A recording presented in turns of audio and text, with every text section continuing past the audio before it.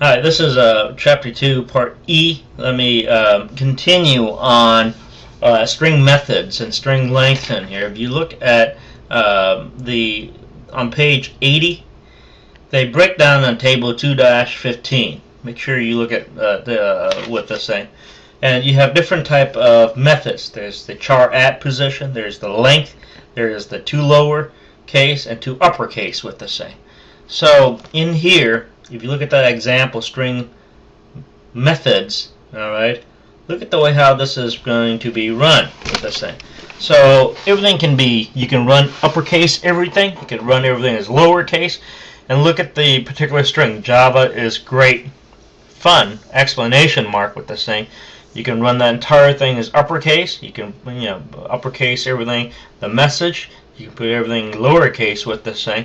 So there are different methods that you can actually run and do manipulations in this thing. Alright, so that's a neat problem. I'm going to have something very similar like that for you to do as well. So make sure you be able to do upper and lower case with it, and be sure you're able to do something with that. What I just said to you. Right, you can see both of these things with it. Scope. The scope is very important. The scope is how things are declared local and things how to declare global with this, and what's between the program that can access the variable, that content with it. So if it's between that curly set of brackets and another class or another method, once you get into it, you can't. So if a variable is declared inside a method, like a main method, which we call as local, versus something that's global, that sits outside of that main. Outside of that of your main method. That's going to be global with it as well. So take a look at your scope. Your scope example is on page 82 with it. So you see how the value int value is declared at the bottom. What's wrong with that? Well, that's something that's wrong because it can't access that, because you're passing in the system out print line value before you declare and initialize that literal 100. Okay, so what needs to happen is you need to basically do it beforehand with it as well. So so that's one. So things to think about when you actually shuffle things around with it. All right, make sure you compile it properly with it as well. Okay, let me see here. Comments. I need for you to know this. // asterisk, bulk comment, Java document comments with this thing. So this is a little different. This is if you notice that this has 2 asterisks, this has 1 asterisk. This is a special version that's previously blocked by the Java document comments with this thing. Everything will be ignored with the beginning of / asterisk and ending with that. So your compiler will be ignored with this thing. All right. The comment type cannot be nested in this as well. So I'm going to ask you some comments style / and the other two with this thing. So make sure you know how to do that. That example that I saw in the scope, you're going to see something like that, very comparable in the scope.java.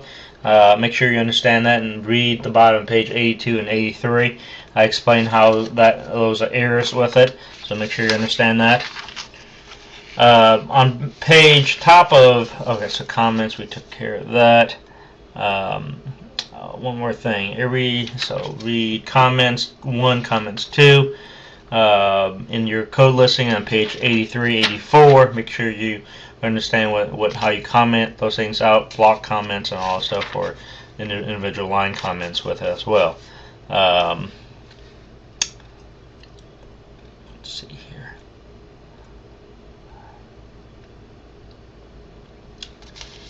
Take you to programming style.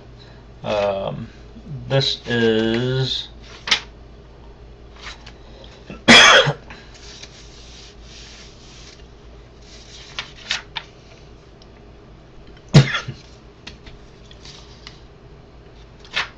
compact. Here, yeah, the compact is the one. Is a code that they talk to you about. You can actually run everything into without white space. That's if you look at the compact.java on page 87. and that, if I compile that, that's going to work, right? But look how compact that is. Imagine if you want to debug that. So to properly write this out, you need to actually spread it out, indent in, give it a two-dimensional look with it, with white space, mainly for readability. That's the key thing, right? Remember that 80% of a programmer's life is to maintain other people's code. So look at the readable.java. That same program gives you the same output. However, it's more readable with it, with the white spaces in there as well. All right. Check. We didn't get in time. Look at read. How do you read things from the keyboard? You have to use what's called a scanner class. And remember that syntax I was telling you about? The syntax class that you look at.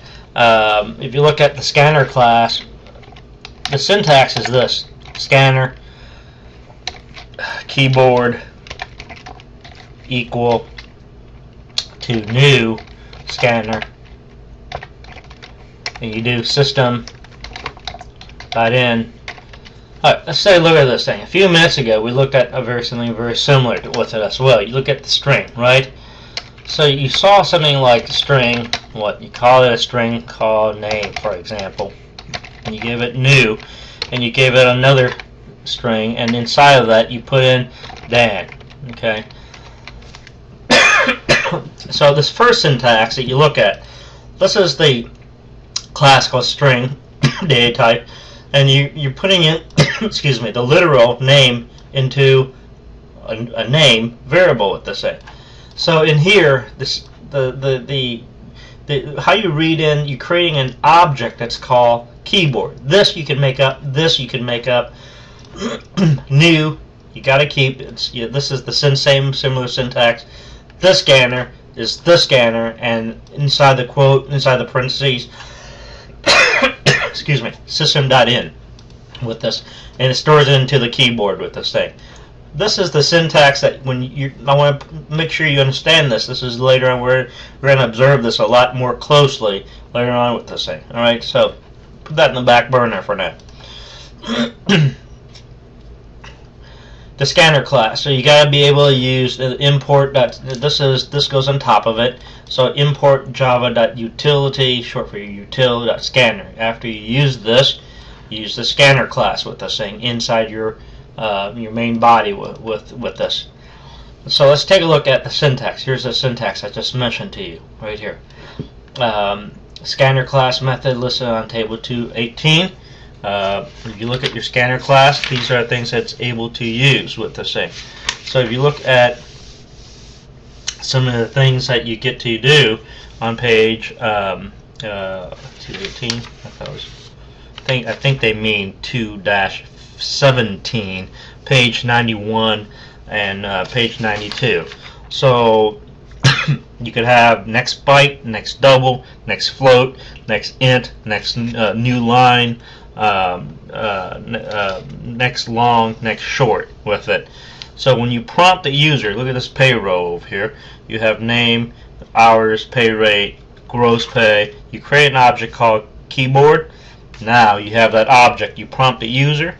You give keyboard.next line. What's next line that allow you to do? It reads in the entire line that's being prompted in and puts it into a string if you set up your data type is right with the thing.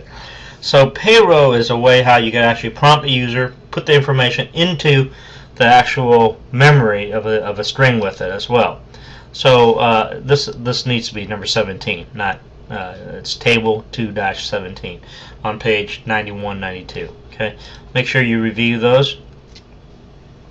ANA has J option. Omit for me. Disregard. I don't care about you knowing that. So just go through it. This is all J option stuff on here. So I'm just going to input dialog. Again, this is J option stuff with it. So you ignore that. System. ANA has J option. You don't have to do. System out. System.exit method is requires for integer arguments with it was 0 with the same. So don't worry about this thing. We won't be doing any of this either with it. parsing data with this thing. So different ways to parse data, methods with this thing, reading in. Again, all this is still J option. So anything has J option, I would say, take it from slide, J option, dialog box, stop right here.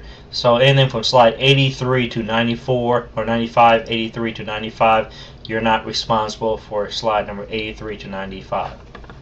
That's it. Thank you.